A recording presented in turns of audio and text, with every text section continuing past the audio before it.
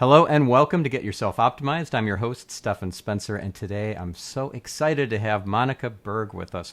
Monica is an international speaker, spiritual thought leader, and author of Fear is Not an Option and the book Rethink Love. She also has a podcast called Spiritually Hungry. Monica, it's so great to have you on the show. It's great to be with you today.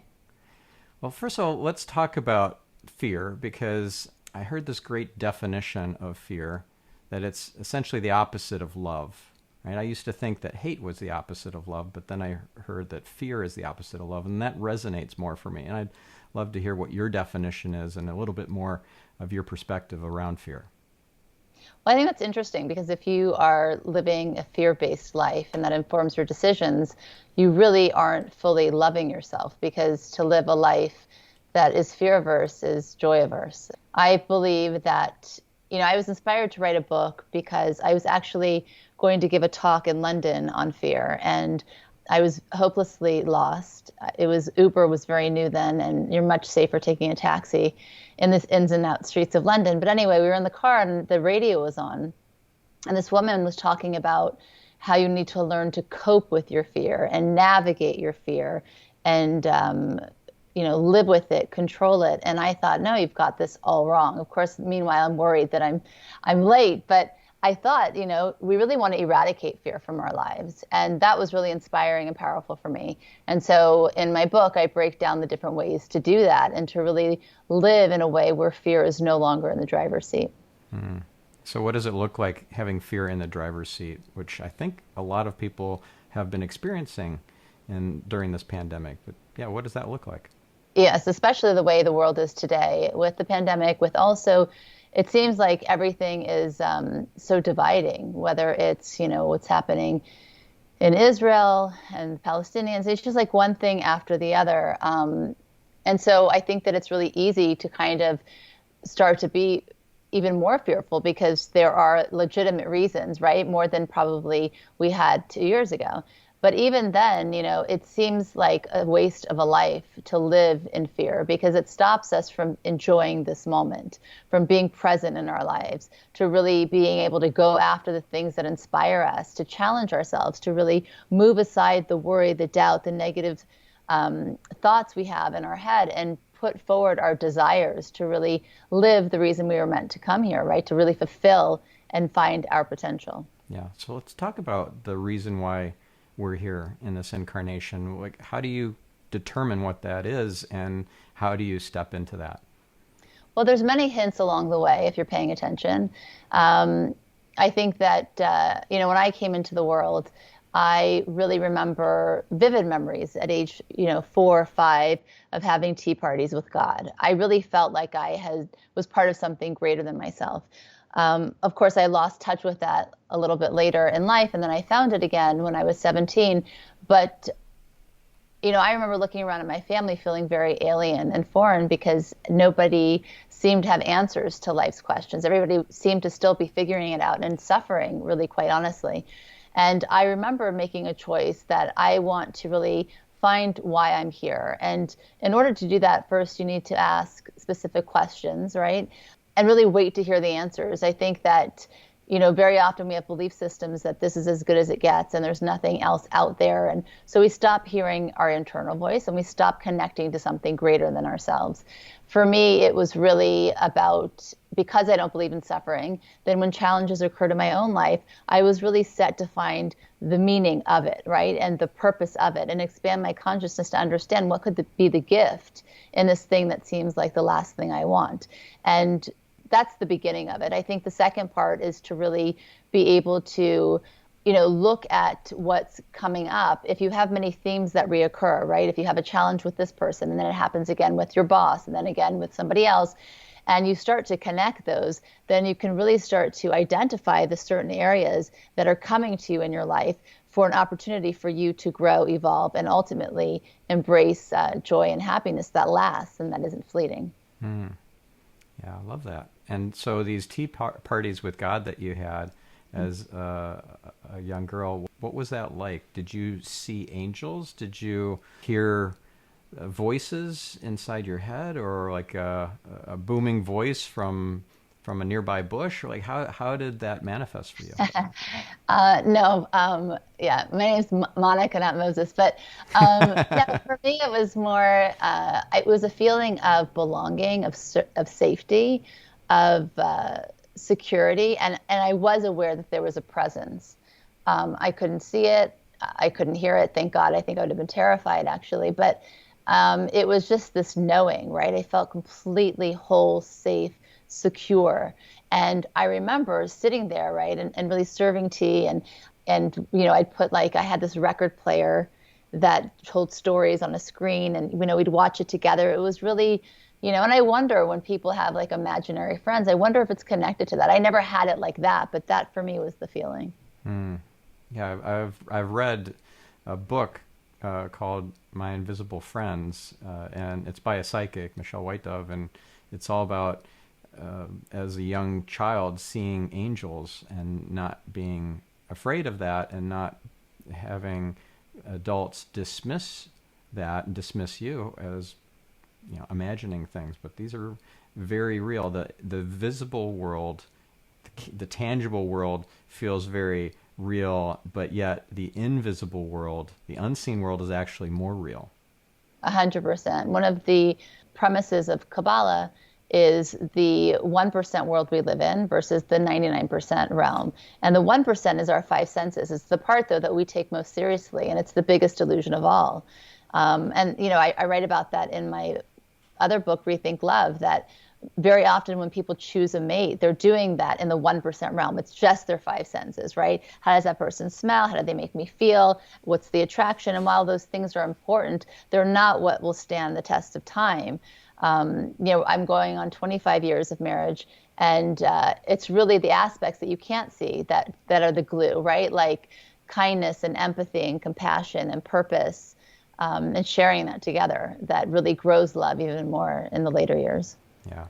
How did you end up finding your soulmate 25 plus years ago? We were really young too. So I started studying Kabbalah, right? That was what I found at 17, and his parents had founded the Kabbalah Centre, and so he was born into it, and we're just a year apart. But in the 1%, right, we were so different. I mean, he was very schooled in this wisdom, and he could read Aramaic and Hebrew, and really a scholar. And I went to Beverly Hills High School. I had a very different upbringing. I was born in Thibodaux in Louisiana. And that's why when we actually were drawn to each other, it was, if somebody had told me that, like, this is who you'll marry at some point in life, I'd say absolutely not. There's just no way, right?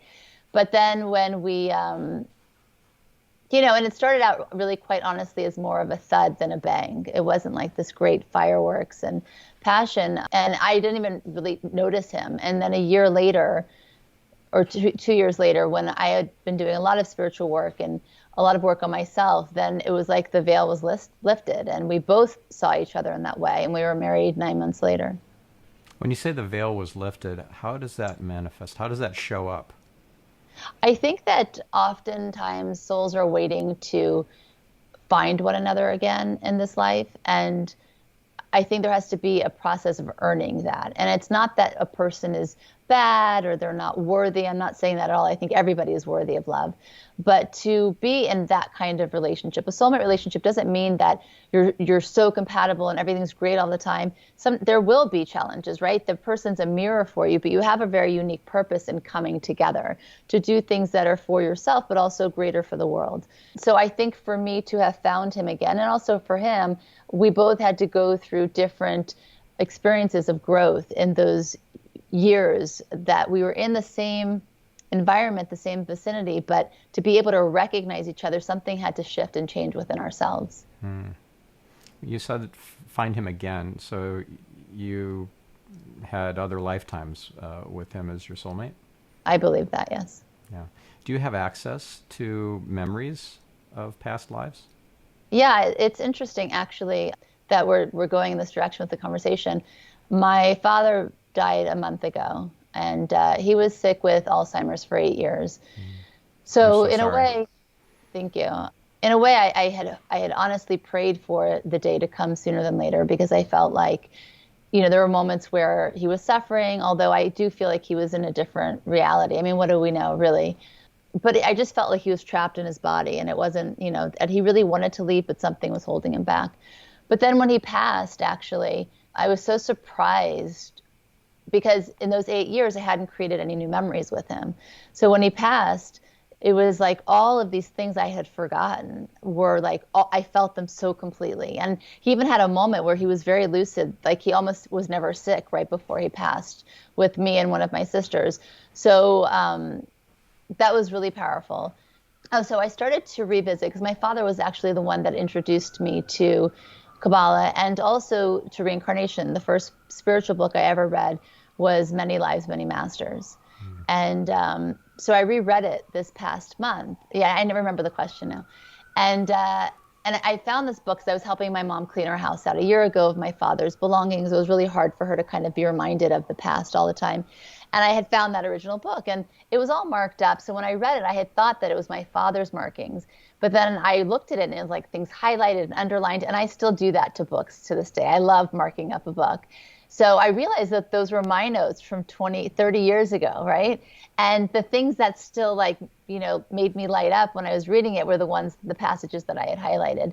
And it talks a lot about that process that the soul goes through and, past life regression therapy and the different stories, which are so relatable and so inspiring. I have, in fact, have that access to past lives of mine. And it's interesting because you're talking, about psychics earlier, and we were talking before. I went to this woman who, and I'm kind of like, I always want somebody who doesn't know my name at all, who's never heard me. Is like, I don't want them to have any information, right? So I'm very particular if I'm ever going to take advice. And I also really like to connect my own intuition to the creator and like find my own way, right? So that's the work that I do all the time. So I don't really rely on psychics, but once in a while, if you hear like there's a really great person that, it's kind of nice to go to somebody that may or may not confirm what it is you're already doing. Like I don't go there waiting for some kind of like, direction. Anyway, she asked me the question, and I have 4 children, and she said, do you want, I think I had asked her if I was going to have more.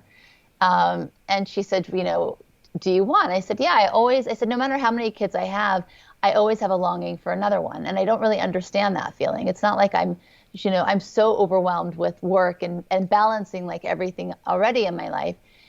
And she said, it's because in a past life you lost a child and you think that they drowned. And that's all she said. And when she said this, all of a sudden I said to her, wait a second, I've had this recurring dream at least 15 to 20 times in my life, the same exact dream, but they stopped once I got married, right? And so I start telling her the dream. And as I'm telling her the dream, she's like telling me the rest. Like we're having a conversation like she's had this dream too. She hasn't, right? But just through her psychic abilities, she's seeing the dream. So the story is like this. Am I talking a lot? I feel like I'm going on and on. No, this is awesome. Amazing. So do you know those like Venetian paintings of a woman who, it's like a robe dress and she's like a robe, like a rope that ties as a belt. And her hair's like curly kind of. And there's those columns. And, often they have their hands on the columns and they're looking out in the ocean. So I'm that woman in the dream. And I'm looking out into the ocean every morning and every evening. I'm longing for something. I'm searching for something. And I never find it. And then later in the dream, I'm now in the water. And I'm in a different body. And it's a child. And I am so scared that I'm going to drown. I'm trying to hold on to the side of the cliff. Water keeps coming over me. Waves keep splashing me. And then eventually I'm able to get out and climb. But I look back across the ocean and I'm worried about somebody else now who won't know I'm okay. So basically she tells me that the reason you always long for a child is because this is one of your past lives. You don't realize that your child didn't actually drown. They made it out. And so in the dream, I was able to have the perspective of both the mother and the child. Wow. Yeah. Amazing. And did you communicate with that child that was lost that you never found in that lifetime? I have not. I'm not sure how I would go about that. And I don't know why. I feel like that somehow that's connected to my father's passing for some reason. Oh my God, yeah. I don't know. My father was afraid of water. I can't believe I'm even. Yeah, my father was afraid of water and drowning. So much so that we went to a trip to Israel once. We were in the Dead Sea, and I kept saying to him, I have you. Just relax. It's impossible to to drown in this water with all the salt. It's impossible. But he panicked, and he ended up cutting his leg on like one of the rusty things. Imagine all the salt. And anyway, I don't know. I feel like I have closure with that. Perhaps my father is part of that story. Yeah. Well, I've heard that children and parents and so forth from past lives can show up in a different role. Like, Well, it's interesting because my father and I have that dynamic would make more sense if I look back at our relationship. And even once he passed, the overwhelming feeling I had was, worry for him. Like, how is he transitioning? Is he okay? It wasn't even, and even when he was in hospice the last 2 weeks of his life, I was just showing up there like it's all about nurturing him, making sure he feels safe and secure, which isn't really the thing a daughter, I know we're three sisters, and I was the only one that kind of approached it that way. So yeah, I think that's very much, that makes a lot of sense. And I only had that full awareness in talking to you in this moment that I think that's the end of that.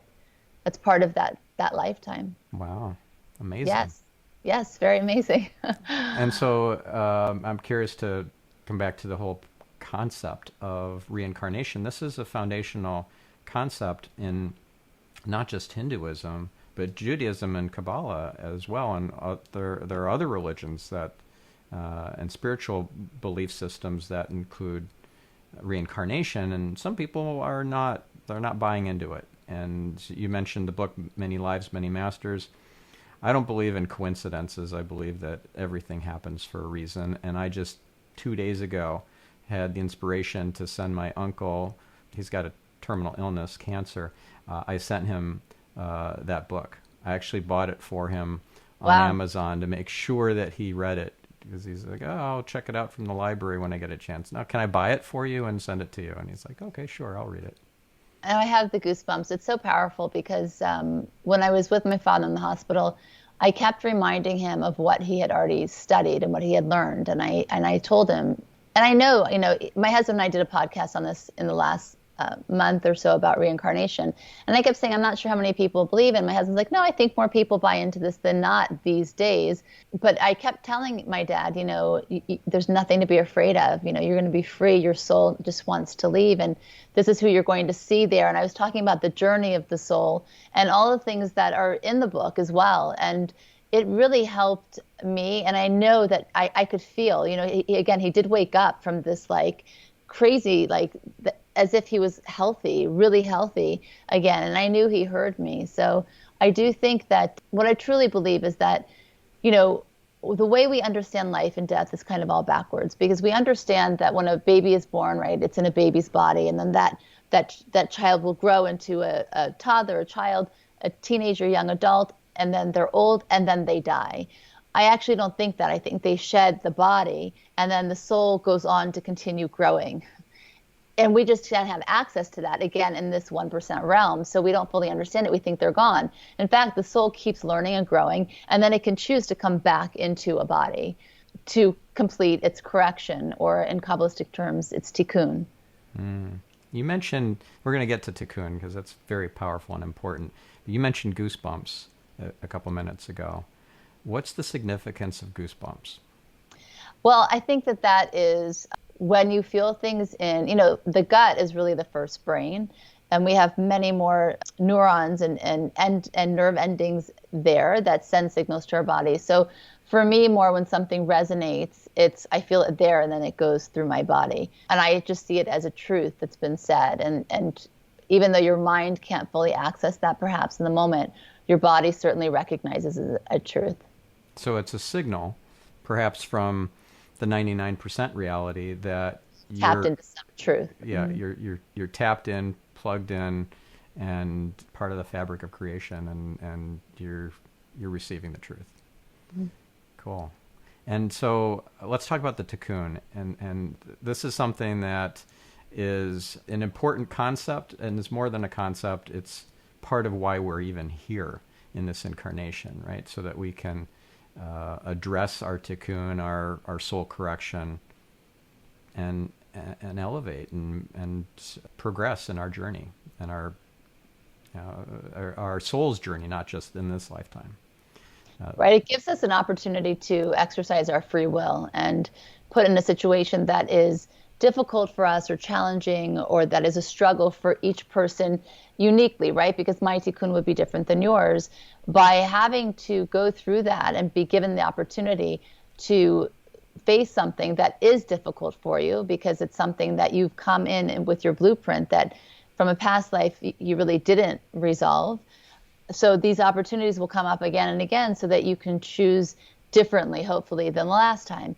In doing so, then you elevate your soul and you grow and you become more and more aware and conscious, and then hopefully live a more mindful existence. And that is how the soul elevates to different higher levels of understanding and consciousness, which then stays with you.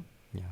So I learned from Kabbalah classes at the Kabbalah Centre that the Tikkun is something that we're probably the last ones to be clued into, to see. Everyone else around us sees it. Like, Stephan, you're pretty judgmental, right? I don't see it, but no, I do see it. And that's something that I'm working on addressing, clearing that Tikkun around judgment, because I can be very judging. And I didn't see it, and I didn't see it, and I didn't see it. And now that I see it, awareness is the first big step in the journey. And now that I'm aware of it, I can start to correct it. But until I'm aware, I'm completely clueless, like a bull in a china shop. Right. And so many people aren't even open to that feedback. Very often ego gets involved and it's like, oh, I know best and don't tell me what to do and you never hear me and why don't you just listen to me, and I'm not all bad, and the victim mode sets in. So I feel like Tikkun, you have to really be able, and I don't want people to misunderstand this either. I think it's really important to be able to learn to love yourself and to love all of you, right? And then from that space, be able to say, okay, I love myself, but these are aspects of my character that don't really serve me, and it's time to shed them and to release them and drop them. And that's where Tikkun can be really useful, right? Because I'm sure you as a whole are a beautiful person, but if you're busy judging everybody, listen, you're not going to be truly happy because you're judging yourself more than anyone else. Anybody who judges others, really, the harshness is the one that is looking within. So, and that's the beauty of it, I think. That's where the expansion comes from. Yeah, so true. And another thing that helped me through addressing this was the realization that when you're judging, you're not loving. You've stopped loving. While you're judging, you're not loving, and vice versa. If you're truly loving, you're not judging. So that realization, which again I learned from Kabbalah classes, was very freeing, because it's like, I want to be loving all the time. I don't want to cut that off. So if I'm judging, I've cut off the flow to others and to myself, that flow of love. So, yeah. I think with judgment, since we're on the topic, I think that the mistake people make is that they don't realize that when you judge, let's say 10 people in this day, right? You're now inviting 10 aspects of judgment into your life, because what you see and what you put out there is exactly what you experience. So I think that if people could understand that it's not removed from them. It's not like, oh, I judge that person. They don't even know what I'm thinking. They have no idea. It doesn't affect me. You couldn't be more wrong if that's where, how you think it works. Yeah. And so when you referred to the lifting of the veil for you, or earlier in your life when you met your soulmate, I had a similar sort of lifting of the veil, but in relation to seeing my life and how it plays out, and how there are many lifetimes and so forth. And this just recently happened earlier this year. And so when you get that glimpse into the bigger picture, then you can make huge kind of leaps in your soul path if you listen to the hints to use another term that you've used in this episode. And by the way, it's so rewarding then, because then your life makes sense. And then everything starts to kind of come together, and you see it as like this master plan that is set up for you, right? So then you start living a life that you feel like is working for you. It doesn't mean that everything you want is going to happen or manifest, and it doesn't really matter, but it means that everything is purposeful, even the challenges. And for me, that was really so profound and got me really hooked on I call myself a change junkie. It's not how I came in this world. I really do like, and I still do. I have a daily planner. I do like a schedule. I like all of those things, but I'm also equally invested in being flexible and saying, okay, if it doesn't go the way I plan, what's next and what are the other options, right? So I think it's the most freeing way you can live, because truly it's the way we're meant to live. Yeah. And our actions have such incredible repercussions. Just a little thing that we think, I am totally in the right on this, can end up with a lot of karmic debt that you have to pay in a future lifetime. For example, I remember hearing this Kabbalah story in class one time, and it was so powerful to me. It stuck with me, and that was the story of the man who left his bride to be on at the altar, or at the chuppah, under the chuppah. Yeah. Yeah. And she was devastated, absolutely devastated, and he ran off and didn't come back.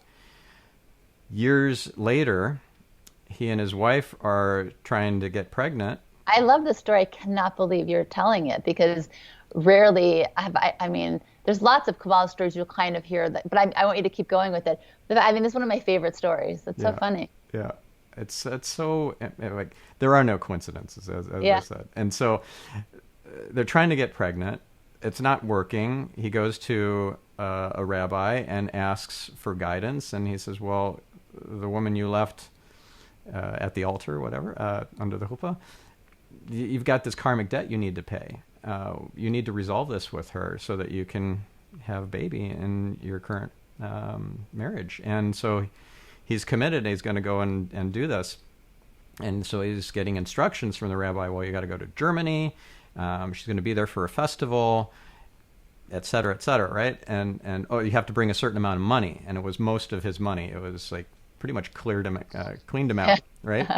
So he goes to Germany, and this huge festival, many, many thousands of people there, and he's just looking for her everywhere. He doesn't see her, and then the festival finally finishes. He still doesn't see her, and he's like, what am I going to do? And it's at a bus stop, I think, well after everybody else has left, and he sees her.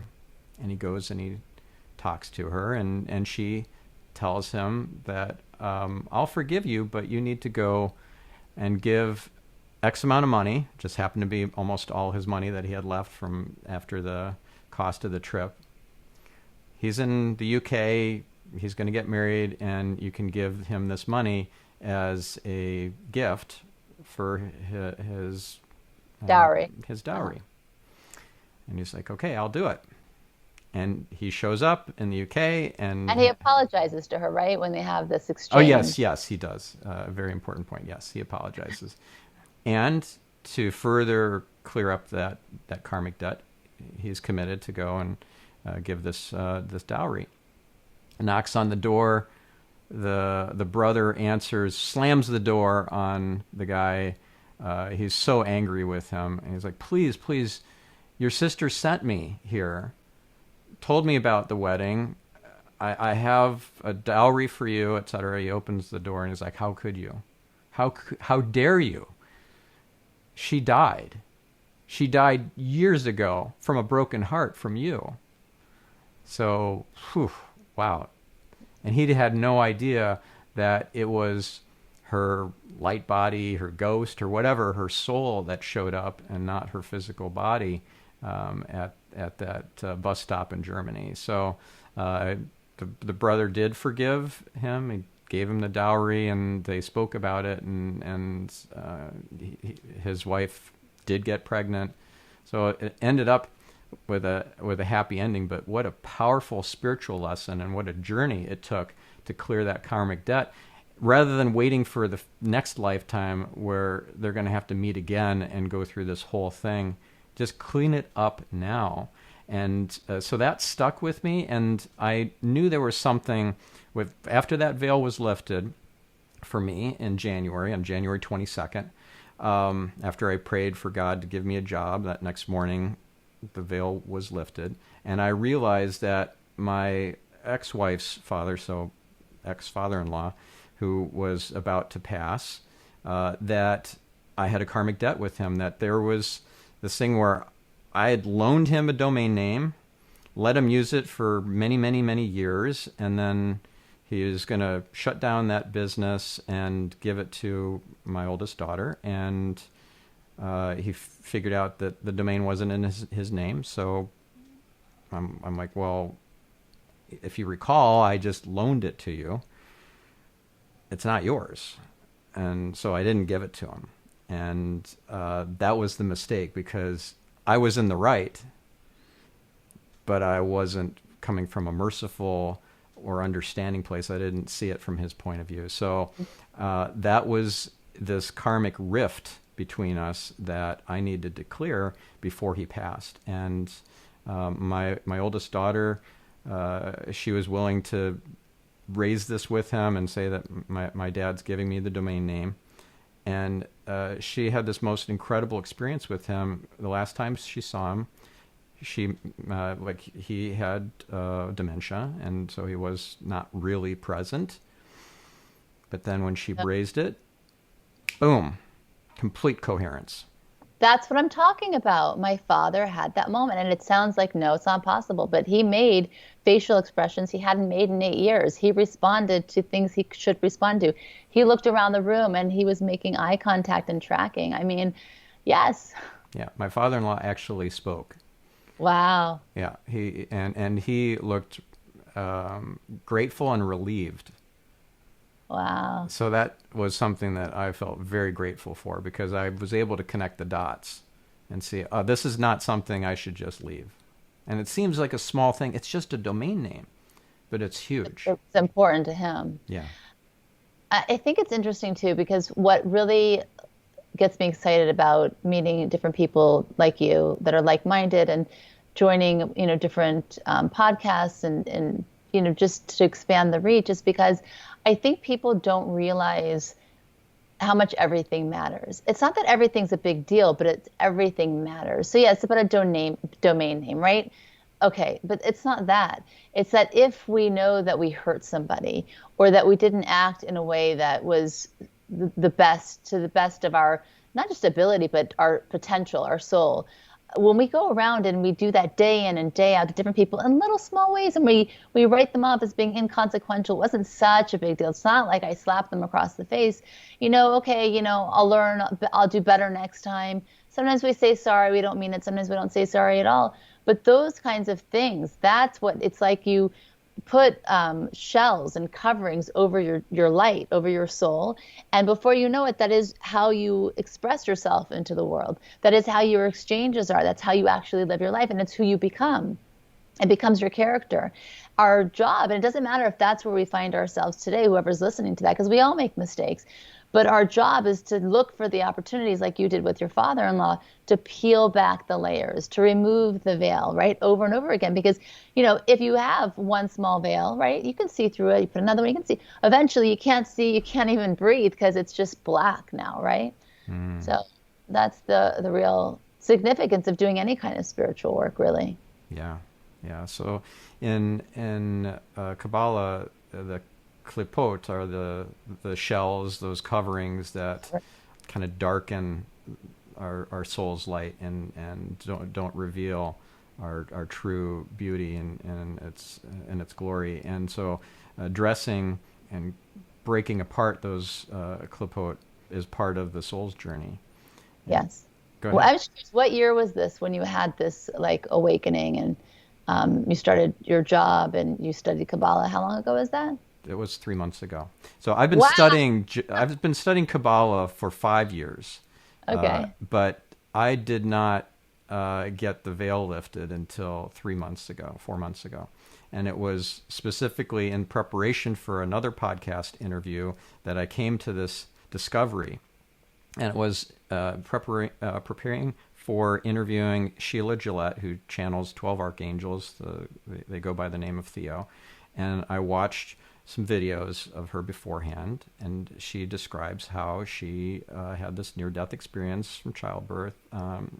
And she was praying to God, please let me stay on the planet. Let me raise my kids. Let me, give me a job.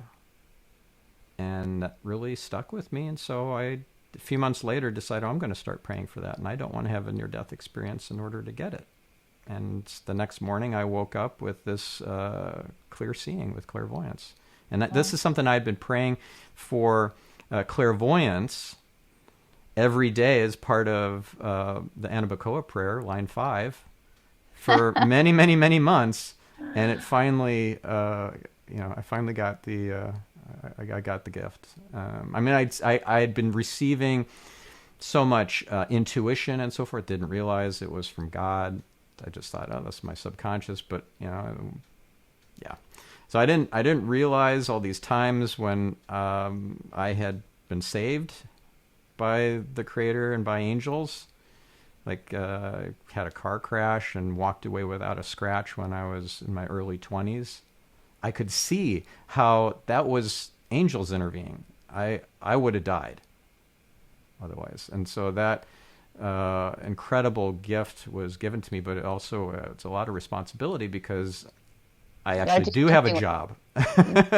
And it's not about SEOing people's websites and getting them to the top of Google, which is what I've been doing for the last 20 years. This is much bigger and much more important. And so I'm readjusting things in my life to accommodate for that and make this job my number one job. So I have a COO now, I have an EA, an executive assistant now, and everything is going to be different because I am taking this job that I was gifted. Wow, that's really beautiful. Yeah, thank you. Do you have these kinds of moments where it feels like a without a doubt sign that you need that path, kind of directional nudge to help you on your soul path? I surrendered a long time ago. So, again, when I was 17, I remember people in high school were like, "Oh, Monica, what's happened to her?" Because for me, the veil was already lifted then. I looked around at everybody and I thought, this just cannot be it. That you go to school, you get great grades to get the best job, you get a great car, and then you get a great house, and then a family, and it's just like this cannot be it. And if this is it, I'm kind of done here. Like this just doesn't interest me. And so I really just I found my path then. Of course, how I was able to offer myself has changed through the years, and that's the part that I keep pushing and asking for divine inspiration, and really to make sure that I just never feel complacent, content. I hope that tomorrow I don't recognize the version of me today. I want that is really my commitment each and every day. And so, when things start to feel a little bit unaligned, I'll stop and say, okay, what is it that I need to learn here? What should I be doing differently? Constantly checking in, going back to the source. So that for me is just a way of life. Very cool. And there's a course that I was led to on Kabbalah.com about receiving messages, receiving signs. And I started going through that, and that was so amazing. And just it's called How We Receive Messages. And it's by Mordecai, it's taught by Mordecai Ballas, or Ballas. How do you pronounce his last name? Yeah. Ballas. Well, it depends if you're in Israel, you'll say Ballas, I guess. Well, everybody can sharpen that intuition. Everybody has all the answers they'll ever need. The problem is they've gone through life really quieting that internal dialogue, which then connects you to something higher. And they've made the outside opinions, the external feedback, the need for validation and approval and acceptance, that's the louder voice. So when you live life like that, it's really kind of like you've dulled all of your true senses, and then you can't access them. And then that's why people feel like they can't make decisions, or they don't know what's right or wrong, or they need to go to appoint somebody to tell them what to do, somebody who's more knowing than them. And often, they're very misguided in that. So 1000%, everybody can become their guide, their own guide, if they do the things I think we've talked about today. Yeah, and there's this 1 minute of wisdom from David Guillaume that really I was meant to receive. And I tell the story in a past episode 300. And yeah, so when I dropped that SIM card as I was trying to put it in my phone and so forth, and that's the one message that kind of pops for me when I look at the phone, and I get this huge barrage of messages coming in from putting in the SIM card. And that was such an important one because it was about how to protect your eyes and the importance of protecting the eyes in order to receive messages. Mm-hmm. Yeah. So I'm curious what your thoughts are on that, the protecting of the eyes in order to not dull the ability to receive the messages. Well, the thing is this, I think it would be also your eyes, but also your ears, but also your mouth. The thing that stops us from being able to really see from a place of truth is that, we look and we see what's wrong in people. We use our mouths to slander others and spread rumors about them. We use our ears to listen to gossip and all of those things. When that becomes your reality and that's your environment, then how can you really access truth? Because you've basically put like a fog, right? It's like if you look out a window and it's really dirty and you can't really see through it anymore, or you have water in your ears. It's kind of like that is what you're doing every time you participate in those things that really, we think, again, are not such a big deal. Is it really that bad? I wasn't the one doing the talking. I was just listening.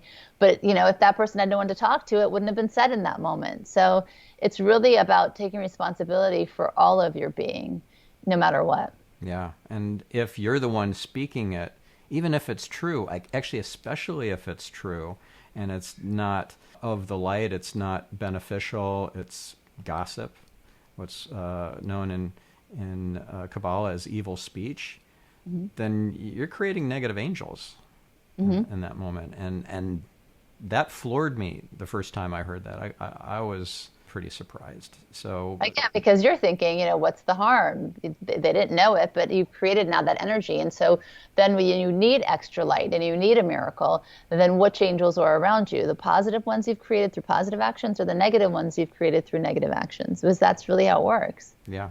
And to have the most positive angels around you because you have that purity of thought, word, and deed.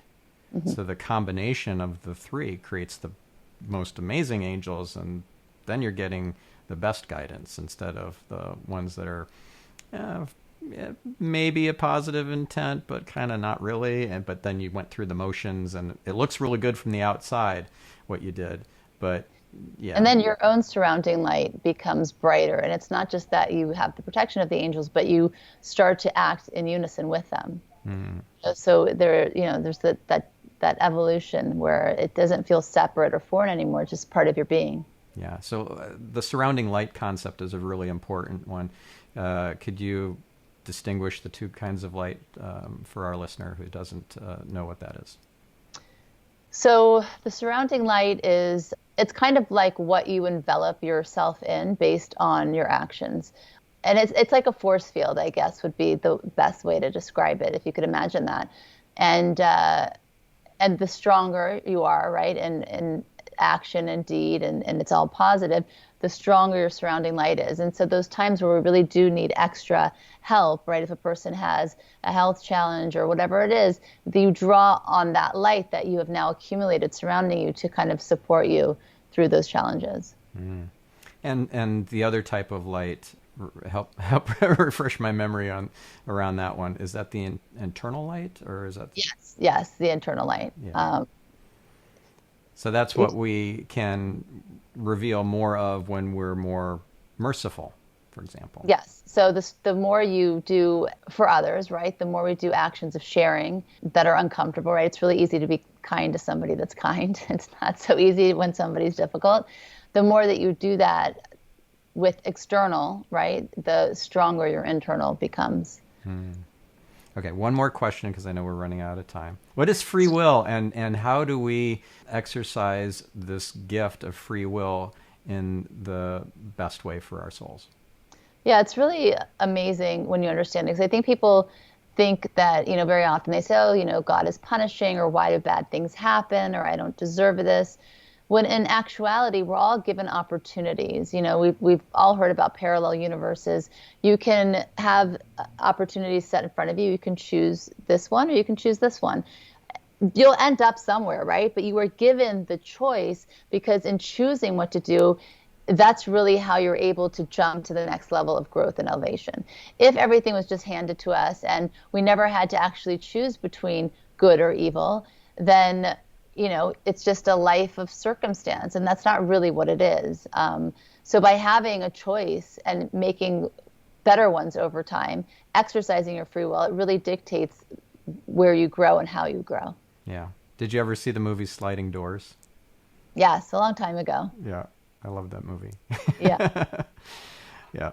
So where do our listeners go to learn more from you, to learn more about Kabbalah, to get your books, all that sort of great stuff, and listen to your podcast? Thank you. For Kabbalah, everything Kabbalah, classes, books, information, content, go to Kabbalah.com. I have classes on there too. My books you can get at the Kabbalah Centre, but also on Amazon. Fear is Not an Option and Rethink Love. My husband and I, our podcast is Spiritually Hungry. You can get that wherever you get your podcasts. And my blog is rethinklife.today. Right. As well. Awesome. And your husband is Michael Berg, who is also an author. Do you want to share your favorite Michael Berg book with our listeners? Well, he's a great author. He actually translated the Zohar, which is the main Kabbalistic text, from Aramaic to Hebrew to English when he was 22. So like I said, he's a real scholar. I think in his layman books, I love Secrets of the Zohar, and I love The Way. Is Dialing God one of his books, or is that a different? No, that's just a general prayer book from Kabbalah Centre. Yeah, that has the angels. It's so funny you say that. You have it right there, don't you? Yes. Oh, that's awesome. I love how the universe works. It's just it makes me like giddy. I know, it's very synchronistic. All of what we spoke about today. Yeah, very much so. Thank you, Monica. And thank you. Yeah, thank you, listener. And I just love that you listened all the way through to this podcast. I know that lots of synchronicity is heading your way, so we'll catch you on the next episode. In the meantime, have a great week.